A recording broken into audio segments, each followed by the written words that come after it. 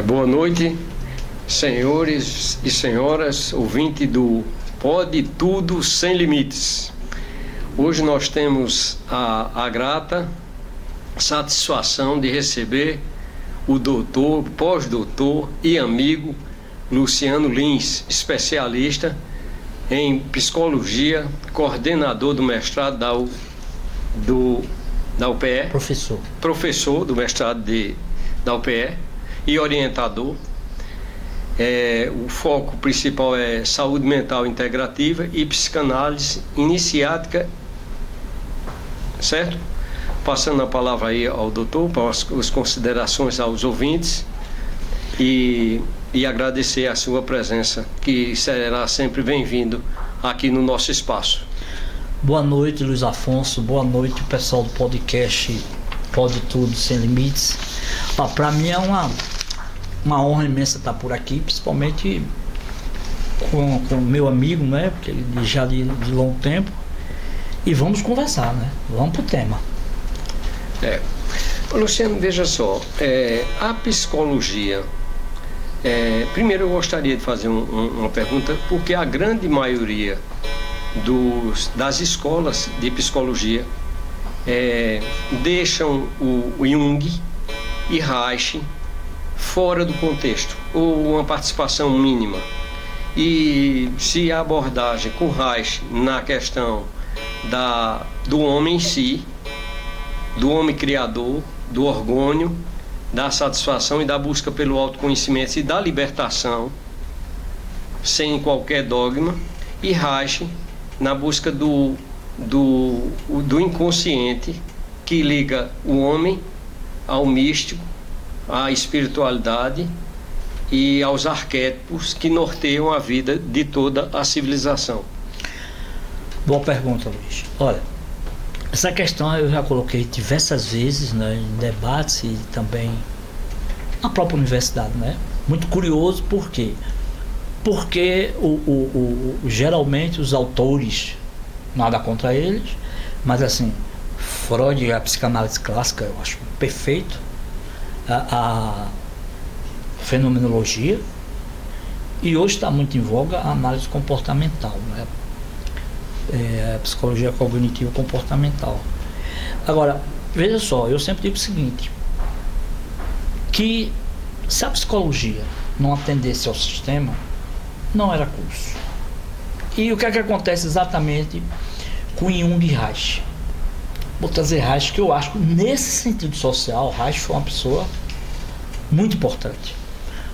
A Reich, ele era psicanalista e ele começou a fazer esse estudo, né, que você está colocando, sobre hormônios, sobre as couraças musculares, e aí, o que é que ele viu? Que na verdade nós somos pessoas extremamente reprimidas e que instituições como a psicanálise, ele fazia parte do Partido Comunista, ele foi colocado para fora. Por que ele foi colocado para fora? Porque ele começou a denunciar, e aqui eu não vou entrar no mérito da questão, mas ele começou a denunciar que nem a psicanálise, nem Partido Comunista libertava ninguém.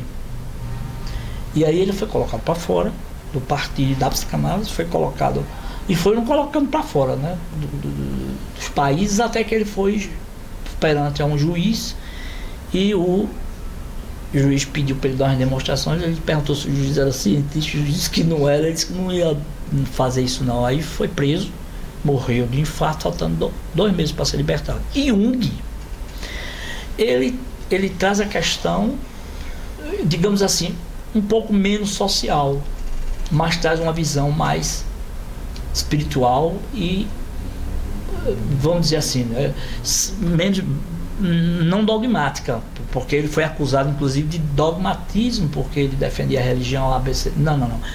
Ele colocou a questão dos arquétipos como imagem do inconsciente coletivo, onde a religião tem um papel preponderante. E evidentemente você tem um mundo chamado, né, ainda científico, pelos métodos bem dogmáticos, e Jung não poderia fazer parte desse acervo, né? Então eu vejo por esse ângulo. Reich era um cara que denunciou mesmo, disse que não tinha esse negócio de instituição e ideologia a favor do ser humano, e Jung colocou a imagem divina. Veja, a imagem divina, ele não fala na questão de Deus pessoal, mas a instituição ainda acadêmica é muitíssimo dogmática. Voltando à questão de Jung, ele faz algumas críticas a... É porque ele permeia desde a pré-história, não é? O homem e seus mitos. Ele permeia no inconsciente da busca do homem com a divindade. E faz uma crítica um tanto quanto acentuada ao cristianismo. Não é? O cristianismo dessa dualidade, dessa face de Deus com atributos humanos. Então, na questão da grande massa, não tem esse alcance de entender, por exemplo, na questão do Jó, não é?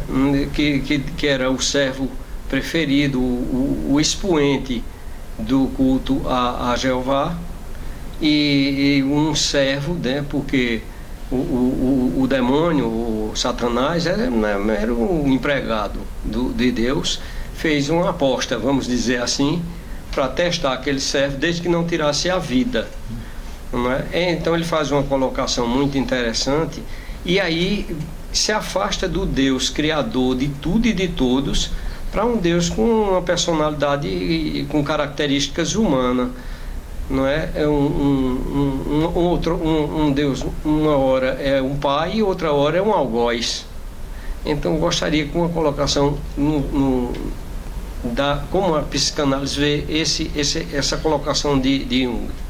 Jung escreve um livro chamado Resposta a Jó, fazendo exatamente essa crítica. Aliás, né, Jung era considerado como o analista do cristianismo. Então o cristianismo deitou no divã para, digamos assim, fazer uma análise, e aí ele vem às críticas. Por quê? Você coloca essa história de pai e algoz, eu vejo mais como um algoz, e é essa a denúncia crítica que ele faz, né? Porque vem um resquício, que não é um resquício, tão resquício, mas é uma quantidade de culpa que a questão judaico-cristã traz, que deixa o ser humano sem o contato com essa divindade, o criador de todas as coisas, que no ocultismo, no esoterismo, no gnosticismo, recebe outros nomes, né? Você tem uma ideia, o Deus judaico-cristão, na verdade assim, não é o Deus, mas o Jeová, né? Se você prestar atenção, onde ele está metido tem guerra, porque o nome dele é uma referência às guerras. Então ele está muito mais ligado à questão ao Senhor da guerra, ao Senhor e por aí. Então Jung foi esse crítico. Freud não entrou no mérito dessa questão,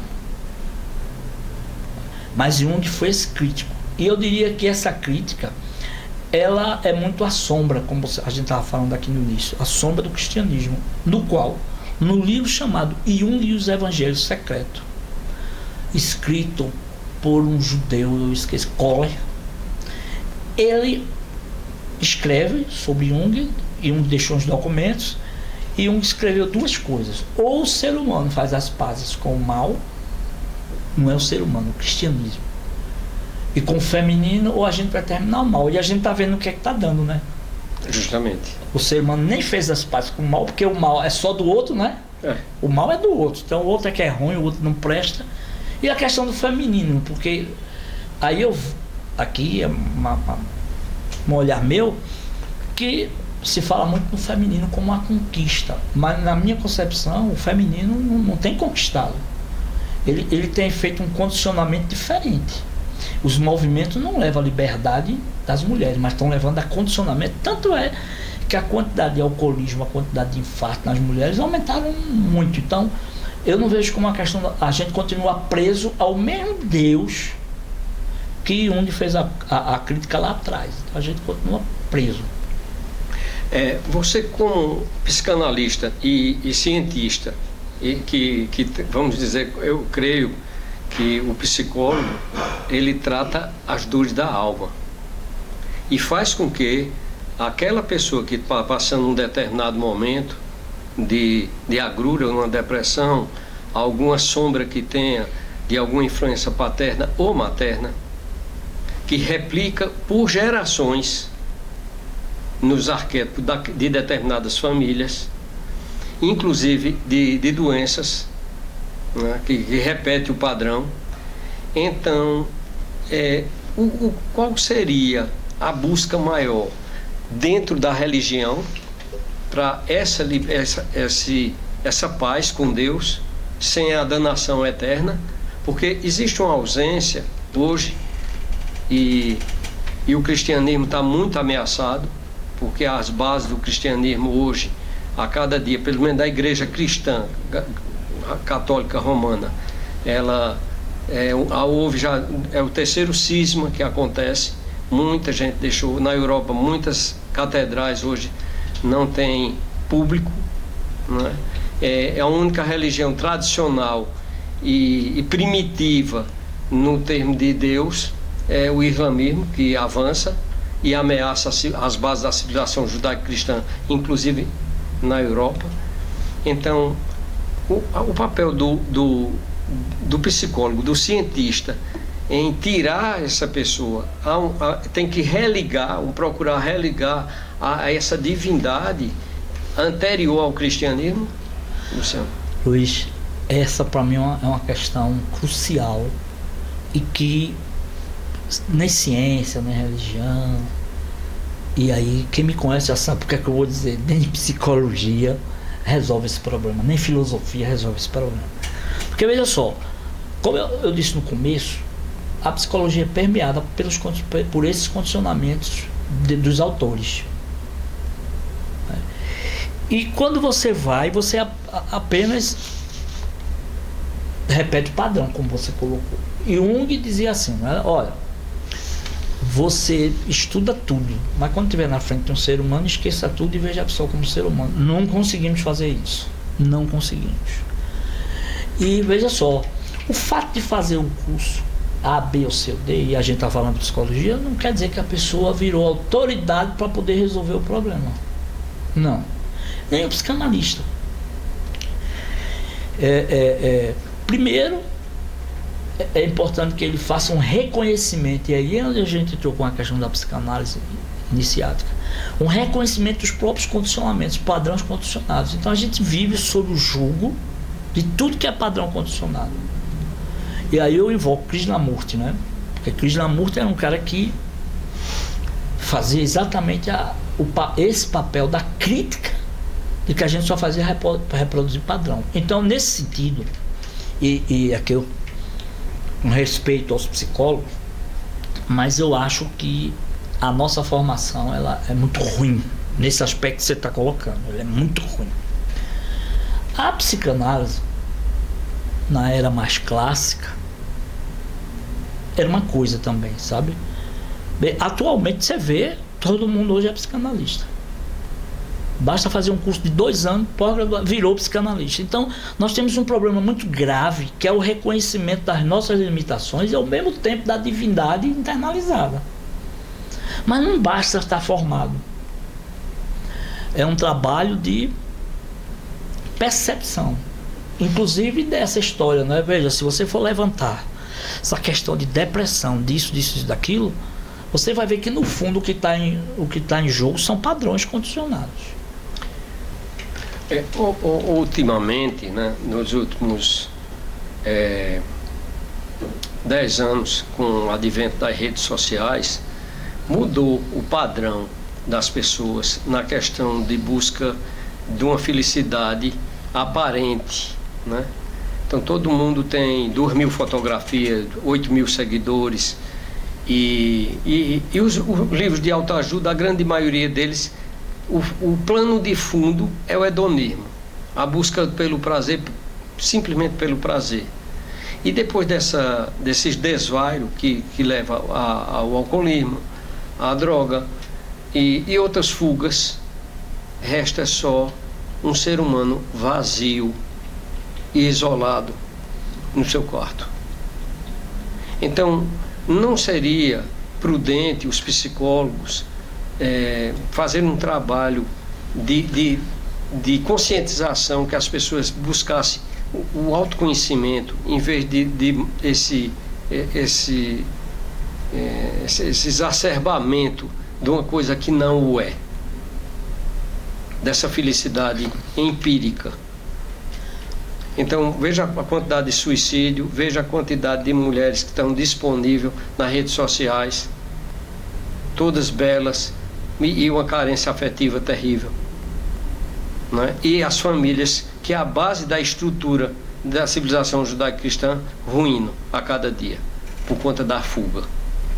E os homens, a cada dia que passa, os avanços que o movimento feminista teve e o pessoal da esquerda teve, é feminilizando o macho. O homem hoje é o vilão, em todos os aspectos. A lei protege uma palavra de uma mulher, vale por 10 palavras de um homem. E os homens estão deixando de ser o provedor. Né? Então, se hoje as redes sociais entrar num declínio, a maioria deles não sabe fazer nenhum fogo, nem vai proteger a mulher como? Há uma ausência dessa característica viril do homem. Então, eu gostaria que você fizesse uma digressão do que você vivencia com seus pacientes sobre isso que eu estou falando, ou é só uma visão minha? Bom, eu acho que essa questão da felicidade já é um ponto importante, porque eu acho que a felicidade não é uma coisa recente, a busca da felicidade. O ser humano sempre buscou a felicidade. Agora, essa busca está lá como um registro, mas ele nunca coloca, ele coloca sempre alguma... Inclusive a religião faz parte disso, né?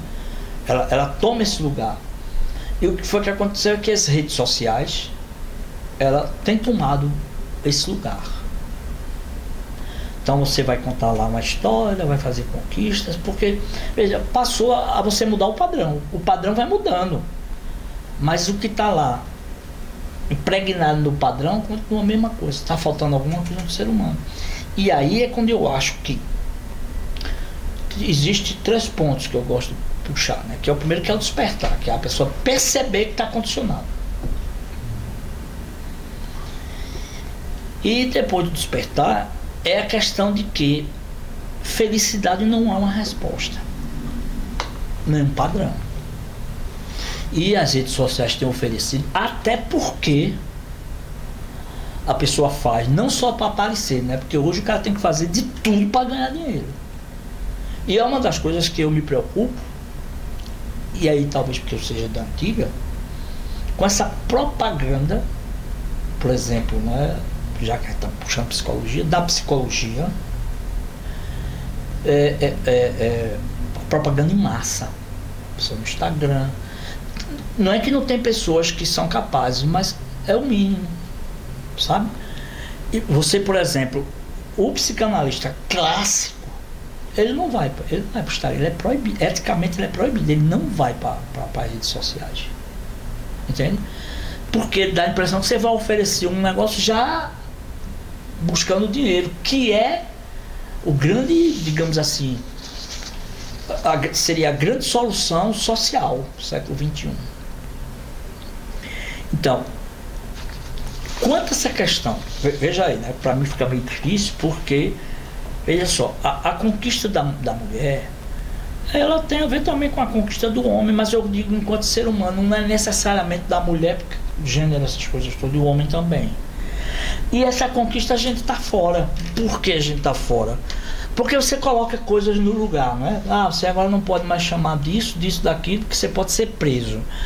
Ou então, quer dizer, é isso, né? Você exige pela lei o respeito, e a lei não vai dar esse respeito para ninguém. Agora, eu acho que o foco principal é a questão da felicidade. Porque a felicidade a gente não tem buscado. Olha, tem uma máxima que Jesus diz assim, ó: o reino de Deus está espalhado pela terra inteira, mas a humanidade não enxerga. Pronto, para mim eu fico com isso. Está espalhado. Mas a gente vai para onde? Não, vamos para a internet. Não, veja, eu não acho que a tecnologia é ruim, não. O problema é o que é que está se fazendo com ela. A gente tem as informações em função do que o grande capital, em função do que... E aí, grande capital, não estou chamando de capitalismo, não. O grande capital, para mim, é qualquer ideologia. Ele dita para você o grande poder. Então, ele dita e o jornalista termina reproduzindo, de um certo modo, essas ideologias. E o psicólogo não está fora disso. O psicanalista não está fora disso. Então, primeiro, buscai o reino, né? Interno. Depois você vai buscar o resto. Mas eu não vejo, eu vejo assim com uma coisa meio pessimista essa questão de buscar o reino. Porque, como você diz, as coisas parecem estar piorando, né? A sensação, embora eu acho que de um modo ou do outro, a gente muda de padrão. Aí pode estar essa sensação, mas eu acho que a gente nunca resolveu esse problema. Porque, na verdade, uma coisa é você buscar a divindade mesmo, e outra coisa é fazer a propaganda de boca para fora, né? Eu acho que a gente paga esse preço. É muita gente religiosa, é não sei o quê. Eu fico estranhando. Veja, não é nada contra a religião, e ao mesmo tempo tudo virou um canal de fuga. Virou um canal de fuga. Então, se virou um canal de fuga, não vai funcionar. Em algum momento não vai funcionar. Veja só, Luciano. Quando você se reporta a Krishnamurti, eu sei que o público seu, né, o público que está vendo o podcast, né, a grande parte dele sabe sim. Quem é Krishnamurti. Mas Krishnamurti é uma peculiaridade, que é a questão de matar o ego, né? Porque Krishnamurti, na Sociedade Teosófica, eles encontraram ele em terna idade, investiram maciçamente nele, né? Ana Bessan, Helena Blavatsky, Letrebi, e quando foi num grande congresso em Madras, que disse que ele ia receber a iluminação, que ele seria o Maitreya, né? O Messias, né? E ele disse: não, eu sou uma pessoa comum. E aí a Sociedade Teosófica dissolveu, né? Porque se ele tivesse cultuado o ego, ele consequentemente ainda continuaria com a programação daqueles que doutrinaram milhares em busca de um conhecimento oculto que não sabe acender sequer uma vela, né? E nem levou a canto algum. Então eu acho que você, como que trabalha com a alma humana, e você recebe no seu consultório os mais diversos depoimentos, né, dessas dores que cada ser humano sofre, e o psicólogo tem o condão de ouvir, né, e não replicar, e mostrar com que essa pessoa encontre dentro dessa situação uma forma de quebrar esse padrão e haver uma libertação e um renascimento. Então eu creio que um homem sem o elan de buscar a divindade fica vazio, mais vazio, porque se Deus não existe, o homem teria que inventar, não é? Aí faça as suas considerações. Luiz, o psicólogo, psicanalista que for, deveria, mas me diga uma coisa, na prática é isso que a gente está vendo. Parece que na prática está todo mundo vazio. Eu quero até inclusive esclarecer uma coisa, né? Que eu me afastei de consultório exatamente porque eu não estava encontrando resposta, que o problema não é resposta. Você vai buscar resposta, você não acha, e o povo quer resposta. Porque esse vazio, que me lembrei agora de Viktor Frankl, escreve um livro chamado a presença, esqueci, a presença de Deus, mas é assim, a presença e a ausência de Deus, uma coisa assim. Aí a pessoa vai buscar em outra coisa, não sendo aqui Deus uma entidade, né? Você já disse muito bem, virou uma entidade. E essa é uma das preocupações, mas parece que tudo virou entidade. As ideologias viraram entidade, a política virou entidade, e a escala econômica virou entidade. Nós aqui no Brasil, a gente diz que casta, é isso mesmo, casta na Índia, né? No Brasil a gente vive sob casta, e parece que o cara já vive conformado, uma desgraça. Então, sair da desgraça, da situação que a pessoa está, o outro não tem como resolver esse problema. É como dizia Krishnamurti, né? Que era, você agora colocou e eu realmente esqueci esse detalhe. Mas Krishnamurti era um cara que, pessoas diziam que era filósofo, né? Ele não se intitulava de coisa nenhuma. E que dissolveu porque ele achou que, ele disse, né, no discurso dele, não quero seguidores. Não vou tirar uma jaula e colocar outra. E seguiu a vida dele. Então é isso. É o que nós precisamos, né? Seguir a nossa vida não é como pessoas isoladas, pessoas conectadas, mas veja só, a nossa singularidade não é individualidade, a nossa individualidade está impregnada de condicionamentos. E não existe condicionamentos. Veja, não tem como você resolver o problema do condicionamento, ficar descondicionado, não é isso, mas você perceber o condicionamento. Porque quando você percebe, você não faz opções. Para mim, você fazer verdadeiras opções tem a ver com a felicidade, com a paz, com o reino, aqui. Estou falando de outro lugar, eu não sei, mas aqui. Então eu vejo assim, Krishnamurti, a própria Blavatsky, né? Porque também terminou virando uma Anabessã, mas o grande problema é que isso parece que disseminou como ideologia. E foi isso que Krishnamurti rompeu com as ideologias. Não quer dizer que ele não acreditasse em alguma coisa. Ele também nunca revelou, que eu saiba, não. Agora, e outra coisa, né, que a gente também, muito de nós buscamos objetivos como quebrar condicionamentos. Eu vi que isso era uma missão. Tem um livro da psicanálise chamado Psicanálise, a Profissão Impossível, porque você não passa para o outro. Então a questão não é se descondicionar, é perceber, porque já dá para quebrar um galho.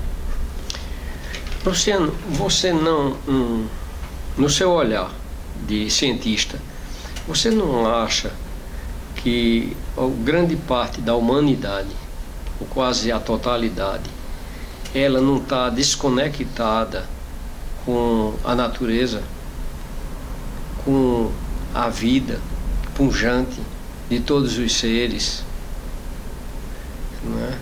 Com o nascer do sol e com a vida que brota todo dia e a vida que é ceifada também todo dia.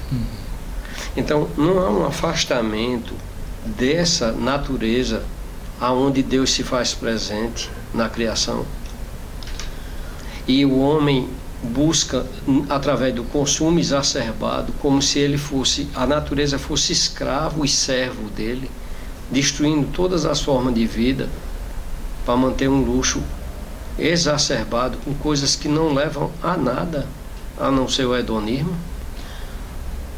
Luiz, eu vou dizer da coisa do encantamento quando você me falou da conexão com a natureza, que eu disse, eu quero ir visitar as tuas terras. Por quê?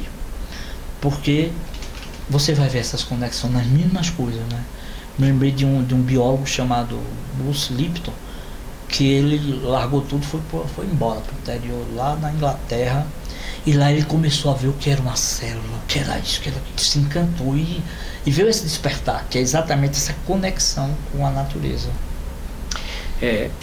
Eu creio, sabe, Luciano, que o Deus, além de estar dentro de cada um da gente, a gente está dentro do todo, né? É como a questão da trindade, né? Aí, uma característica interessante que eu gostaria que você abordasse é que a trindade cristã, no caso, é Pai, Filho e Espírito Santo, e a mãe só foi para gerar. Nessa trindade ela não entra, Nossa Senhora, no caso, não é? A mesma coisa acontece com Brahma, Vishnu e Shiva no hinduísmo, há 5.000 anos antes do Cristo. Então essa questão da unidade dentro da psicanálise, como você vê? Olha, aí, bicho, vamos discordar. Porque o Espírito Santo, peraí, não sei se é Shemaná. É um nome feminino. Porque veja só, existe geração, essa é a minha pergunta, criar um mundo, porque ele não representa o mundo, né? A criação do mundo. Como é que vai acontecer se é um feminino? Que seria o útero do universo. A terra. Isso. A terra. Então, veja. Então, eu penso, inclusive, nunca assim me aprofundei, né? Jung até escreve alguma coisa sobre a Trindade, mas eu nunca me aprofundei. Porém, quando eu fui ver a questão do Espírito Santo, tem a questão do feminino. Porque minha pergunta é o seguinte, mas não foi a igreja, porque veja só, se você prestar atenção, gente, a igreja foi que botou o feminino para correr. Já viu alguma mulher cardeal? Não. Papa? Não. Jung até escreve. Não. Mas, pode ser. mas veja só, nessa questão da religião, vamos dizer assim, vocês lembram das civilizações, todas as civilizações de regadio, a civilização dos sumérios, dos acádios, dos egípcios, do Vale do Indo, do Rio Amarelo, todas essas civilizações que surgiram na Idade do Bronze, ela estava sob os auspícios de Touro, ligada à terra, à mãe, o respeito à natureza.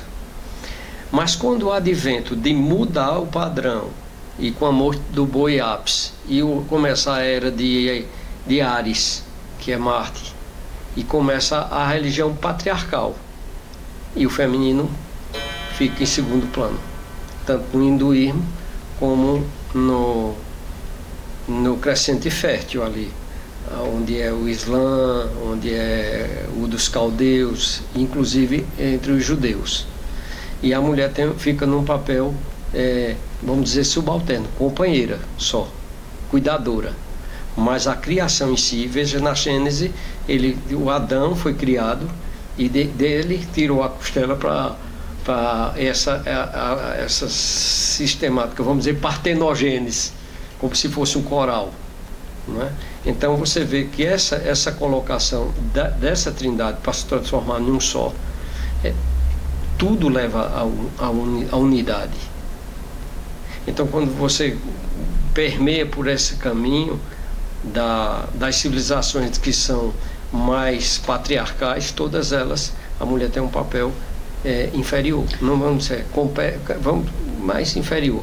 Veja o que aconteceu na Idade Média, onde todo o conhecimento que as mulheres tinham de plantas, de tudo, foram para a Igreja Católica, segregou quantas mil mulheres que foram para a fogueira e torturadas e tudo, porque eram bruxas que elas sabiam manusear a força da natureza, entende? Então eu acho que esse arquétipo ainda está muito presente. E agora eu acredito que está havendo uma inversão da coisa, né? O homem provedor, ele está quase que em extinção, e a mulher ajudadora também está em extinção. Então seria prudente, né, vocês que trabalham com a alma, dar um start aí para ver se as pessoas despertam e buscam dentro de si essa conexão com a natureza. A meu ver, porque sem o homem não é nada sem a natureza. A gente só tem essa terra, a gente é parte dela e um dia nós vamos voltar para ela. Então a gente é poeira do universo. O ego, tudo que você tem, tudo fica. A única coisa, para alguns, é que o nome pode ser reverberado por algumas gerações, e outros nem assim. Então eu acho que a minha visão, né, desse desmantelo que está, é essa falta de conexão e falta com respeito com a natureza em si, né? Porque há 30, 40 anos atrás a gente não tinha a danação de consumo que tem hoje, todo mundo era feliz. Na nossa infância a gente tinha muito pouco. Fazia o quê? Na nossa infância a gente tinha muito pouco de tecnologia, sim. Mas a gente vivia muito melhor do que hoje, com tudo que nós temos. A gente era muito feliz, a gente tinha amigo, né?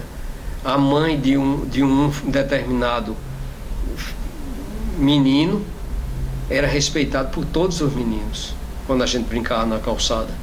E hoje não acontece isso, porque nem dentro de casa as pessoas estão tendo respeito pelos pais. Então a gente tem muito entretenimento, mas muito pouco afeto a quem nos protege, nos acolhe. Isso é que está precisando. Eu vejo, né? Eu penso assim. Não sei se isso é uma dor só minha. Eu gostaria que você é o doutor falasse sobre isso. O doutor não sabe nada, não. Rapaz, tu me bota em cada situação da coisa. Olha, quero lembrar uma coisa, em Gênesis. Lá, né?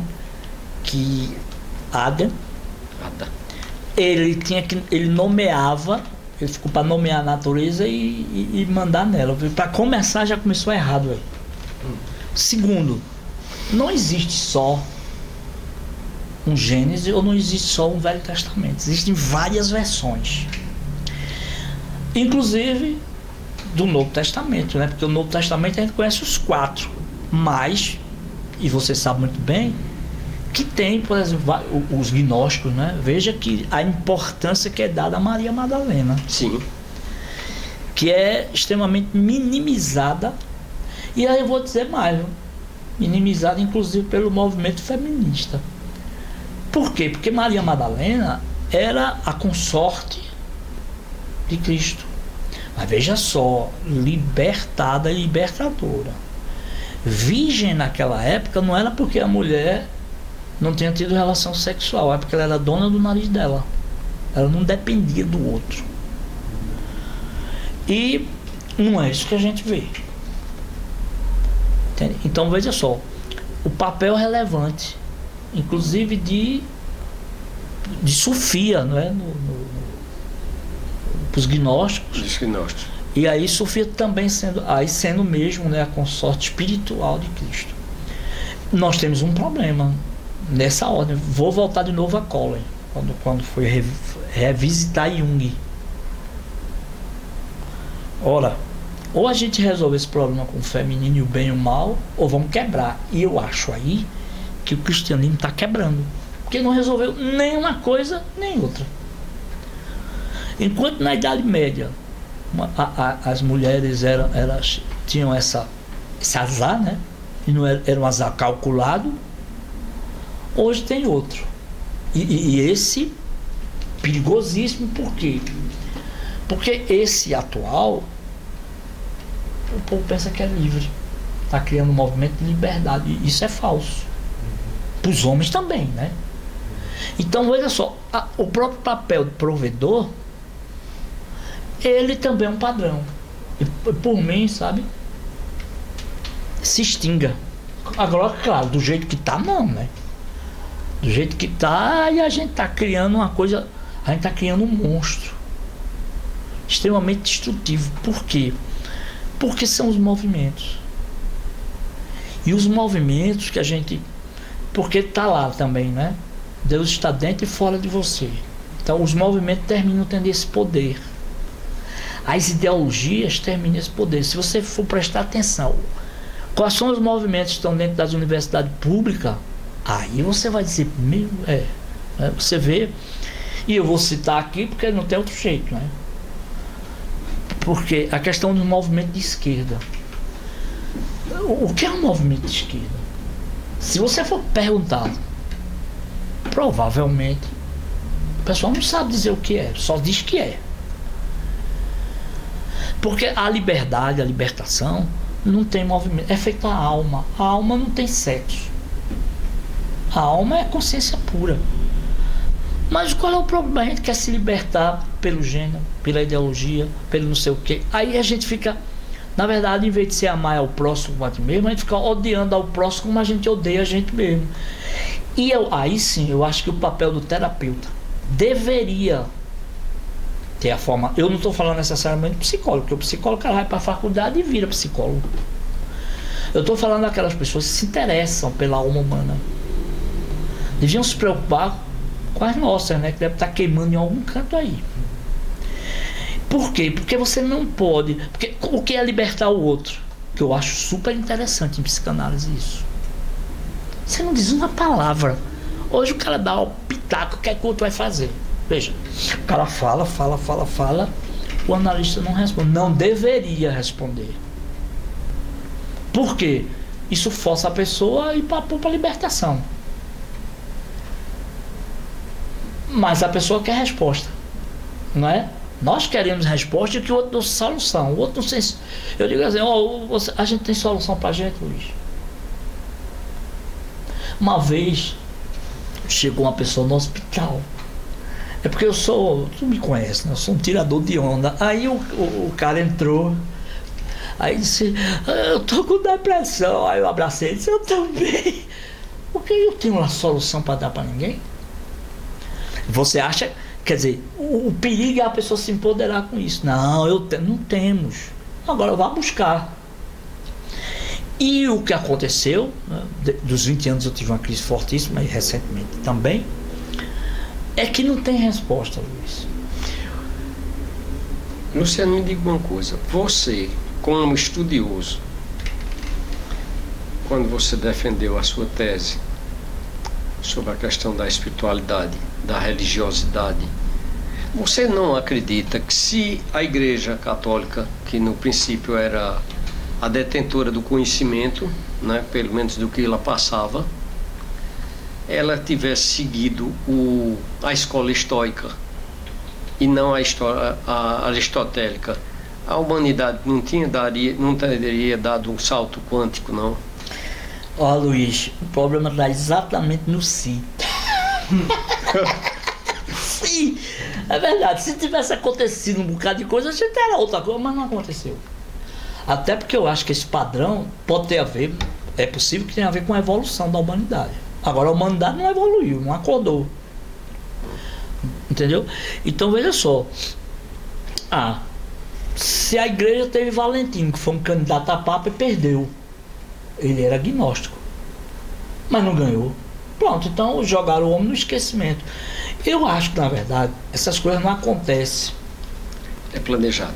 Não acontece isoladamente. Né? Essa própria questão da natureza. Rapaz, como é que o cara perdeu o contato com a natureza? E por que a gente tem essa ansiedade? Eu vou fazer uma viagem para conhecer a natureza, porque o cara não olha nem do lado o que é que está acontecendo. Sim. Não é? Ele não vê o dia a dia. Não vê o dia a dia. É. Eu assisti um filme que eu acho o máximo, que é o Poder Depois da Vida, que não tem nada a ver com isso. Tem a ver com isso que você está dizendo, a questão da contemplação, da natureza. E o cara, primeiro ele tem que se acidentar, porque ele é um cara arrogante. E o que acontece? Ele ia concorrer às Olimpíadas e leva um tropeção. E aí ele não pode mais concorrer porque ele teve que estar platina no pé. Mas foi aí que ele começou a jornada. Entende? Então é isso que está faltando. Está faltando. Agora, o que eu fico me perguntando é assim, está faltando acontecer mais o quê? Não é? O que está faltando acontecer para que a gente possa ter um despertar? Porque eu vejo assim, Luciano, que as pessoas estão condicionadas e estão sendo programadas a, me perdoe, deixa eu procurar um adjetivo que não choque, a não pensar, a não sentar consigo próprio e pensar: o que é que eu estou fazendo, o que é que eu vou fazer, qual é o meu objetivo de vida, eu estou sendo decente, vale a pena eu fazer isso? Essa reflexão que eu acho que todo mundo devia fazer. É separar o lixo, forrar a sua cama. Eu acredito que se todo mundo começasse a refletir sobre isso e buscar mais a natureza, deixar o celular mais quieto, porque o celular hoje as pessoas estão inclusive ficando surdas, porque ele está com o celular, você fala, ninguém ouve, né? Você tem que estar gritando, né? Eu estou vivo. Então, e no meio da rua, no meio da rua, dirigindo com o celular isso. E tudo. E você perde um tempo precioso. Então as pessoas não têm mais hábito de ouvir uma boa música. As pessoas não têm um hábito de conversar mais. Nem se alimentar, nem degustar uma comida boa que não esteja sendo bombardeado por ideias que nem sempre são saudáveis, né? Então eu creio que você que tem uma obrigação muito maior do que a minha, né? Eu só sou advogado, aí eles vêm, o povo cria problema e não resolve, e aí eles vêm à procura da minha solução aqui no escritório, e né? Tu resolve, eu dos não conflitos. Resolvo, não. Eu tento resolver os conflitos alheios, né? E para isso eu sou pago, mas aí você tem uma importância muito primordial, porque você trabalha com os conflitos da alma. E o advogado em si, ele é um psicólogo, porque todo dia ele ouve agruras e só muda o personagem. O motivo sempre o mesmo. Então, Luciano, eu vejo você como um estudioso, né? E buscador, né? Então, esse espaço aqui eu abri, né? No sentido, é plurifacetado, para a gente conversar e procurar trazer informação de qualidade com pessoas que trabalham para um mundo melhor, entendeu? Então, eu sei que isso não é nada no universo que existe, mas é alguma coisa. Pelo menos aqui você vai ter vez e voz, entende? Então, Luciano, eu queria que você fizesse algumas considerações sobre essas terapias holísticas que estão permeando Bota em cada funda. que estão permeando as redes sociais, né? Mais fácil aí, fale. Ô, Luiz Afonso, vou te dizer uma coisa, eu prefiro falar de uma palestra do monge Guinsol, parece que é o nome dele. E ele foi falar sobre o Zazen. Aí disse que para comparar, né, de uma certa maneira, diz que o cara vai lá no retiro, paga, tudo bacaninha, aí 6 horas da manhã vai todo mundo ficar olhando para a parede. Aí o cara primeiro diz assim, eu estou fazendo aqui uma meditação. Quando chega meio-dia, o cara já começa a se arretar, porque olhando, tu já pensou, o cara olhando para a parede. Aí o cara já começa a dizer, que porra é que veio, o que é que eu vim fazer aqui? Aí vai almoçar, quando volta, olhar para a parede de novo. Zazen, né? A meditação, às vezes é caminhando, mas em silêncio. Diz que no segundo dia o cara quer matar o outro. Ele gastou dinheiro, jogou o dinheiro fora. Aí ele dando o exemplo, né, do terceiro dia, claro que isso não é bem assim, né? No terceiro dia tem gente que nunca chega. Aí ele sente uma paz imensa. Por quê? Porque na parede está projetado os pensamentos, as emoções, as agonias, tudo que você imaginar, as reflexões, tudo que você imaginar. Essa questão. Só para complementar, aí você vê assim, as terapias holísticas, veja, primeiro de que terapia a gente está falando. Eu mesmo não sou um conhecedor de terapias holísticas. Agora, conheço, assim, tenho uma ideia de algumas. Eu acho que a base é a mesma. A questão é saber se funciona ou não. Inclusive, eu tenho que fazer essa mesma pergunta à psicologia, à psicoterapia. Tenho que fazer essa mesma pergunta à psicanálise. E pior, sabe o que eu me preocupo? É como eu disse, né? O cara vai fazer 2 anos, aí diz que é psicanalista, blá, blá, blá, blá, e o pessoal vai atrás, Luiz Afonso. Isso é que eu fico. Como é que o cara procura? Você tá entendendo? Então, isso pra mim é que é complicado. Mais complicado é assim, do que mesmo esse pessoal. Porque veja só, o cara pode abrir o que quiser. Agora, você ir gastar seu tempo, seu dinheiro, é uma coisa que merece reflexão. E aí eu não retiro nada, viu? Não é holística, não. Tudo. Tem muita terapia holística boa. Eu acho que a base central, a essência, é o autoconhecimento. Agora, o que é que o povo está fazendo com isso é outra história. Sim.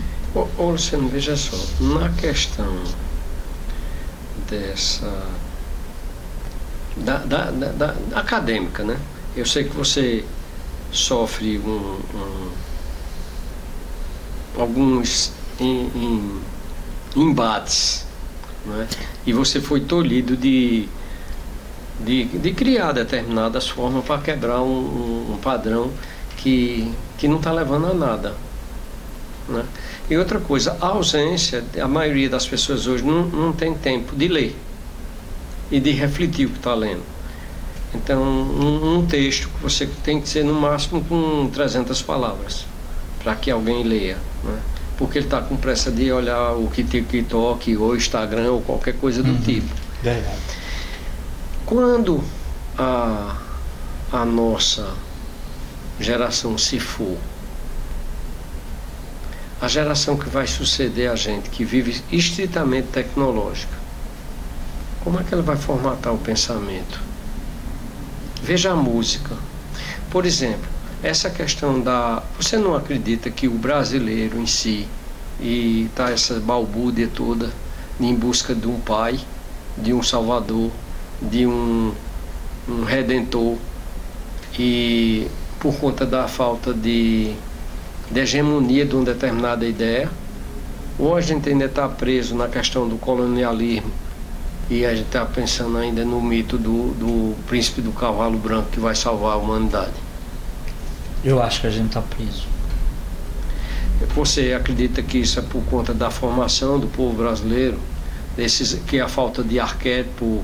Porque hoje, normalmente, uma pessoa é evangélico, mas ele faz yoga, ele vai para o candomblé eventualmente, acende uma vela, se benze quando se passa na igreja, não é? Então ele lê o livro de Osho, e assim sucessivamente, e depois no domingo ele bota a Bíblia e vai embora para a igreja, ou é católico, e o católico é mais eclético ainda, né? Porque o católico ele vai dar sexta para o candomblé Se você perguntar, ele diz que é católico não praticante. Não praticante, é. Então a coisa está tomando uma proporção assim. Você acha que essa falta de fé, porque onde existe a fé, ela é incondicionada. Então, onde existe a dúvida, não existe a fé. Então, São Paulo retrata muito bem isso aí. Então, você acredita que a religião existe um determinismo, como os arminianos falam? De quem? Da mãe de quem? Os arminianos, da igreja presbiteriana. Ah, sim. Porque veja só, que algumas pessoas já estão predeterminadas a ser um expoente, e outros não. Outros são carregando para canhão. Realmente isso é complicado. Hein? Você acredita que existe essa predeterminação com base nos estudos que você teve e do inconsciente coletivo de cada um? Rapaz, olha, tem uns indícios que apontam para sim. Mas eu, antes de falar na fé e na dúvida, eu vou voltar ao embate, que para mim é importante, viu? Para mim, na minha história, vida acadêmica, isso foi uma coisa que marcou e marca a minha vida, né? Porque, claro que eu também imbuí, né? Fui imbuído do pensamento extremamente crítico, o que não é bom, né? Porque você vai arrumar inimigo. E eu preferi depois o silêncio. Embora, veja só, o silêncio, mas eu acho que eu tenho um grande, para mim assim, uma evolução no próprio curso de psicologia e no próprio mestrado. Eu agradeço muito ao coordenador do mestrado pela oportunidade em relação à questão da linha de pesquisa, né? Henrique, que foi o coordenador hoje, Ana Santana.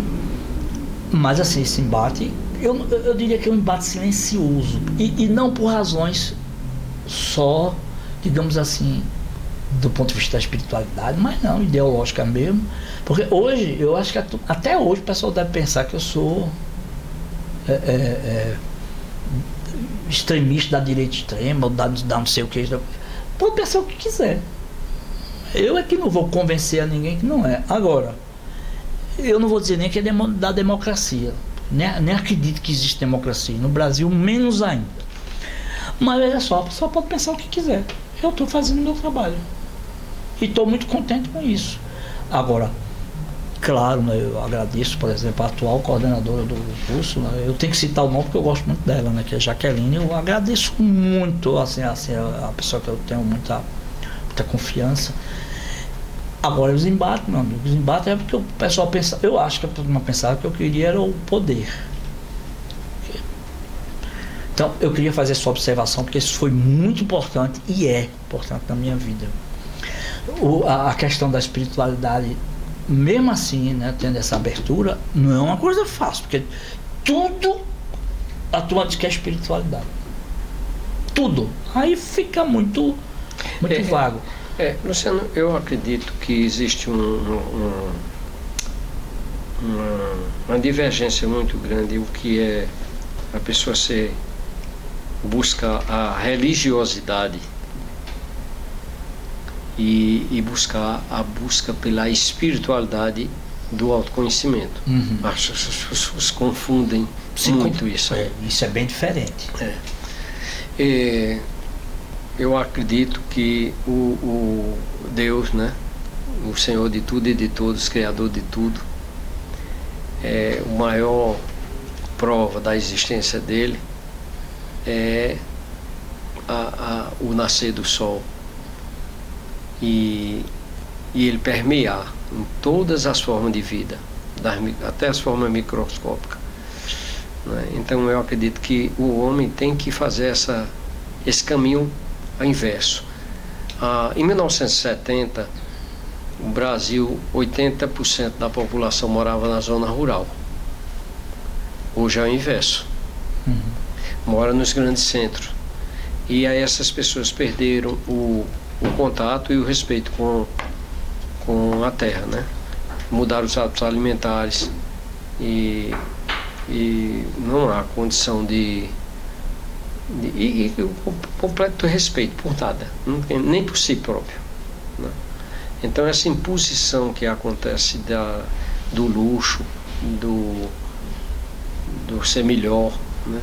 E as pessoas imitarem isso aí, um carro que leva você ao arraial, ele pode ser um Porsche, pode ser um Fusca. O que importa é quem está dentro, sabe? Eu acho que o caminho seria esse aí. Aí eu tem alguma pessoa que queira fazer alguma pergunta do ar? Deixa eu ver.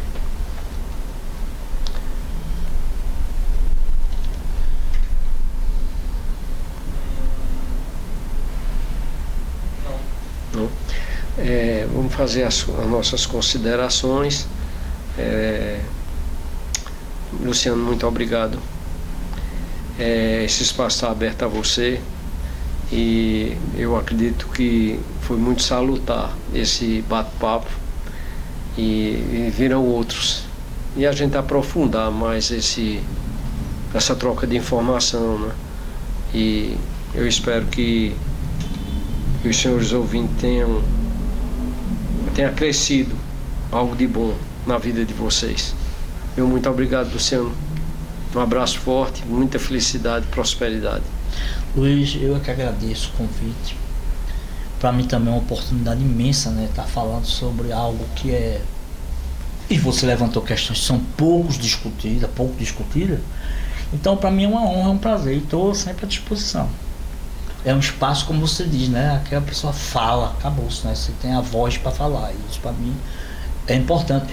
Principalmente numa época, como tinha um ditado assim, né? Tempos difíceis, né? Estamos vivendo tempos difíceis. Muito limitante, né? O maior expoente de um país, maior do que a vida, é a liberdade. E essa está sendo tolhida a cada dia. Quem norteia um Estado é a justiça. E quando ela se transforma numa possibilidade, então é preciso a gente, como cidadão de bem, falar e resistir e trabalhar pelo mundo melhor. É verdade. Pelos nossos filhos, pelas nossas famílias e pelo mundo melhor. Meu muito obrigado. Eu que agradeço. Obrigado.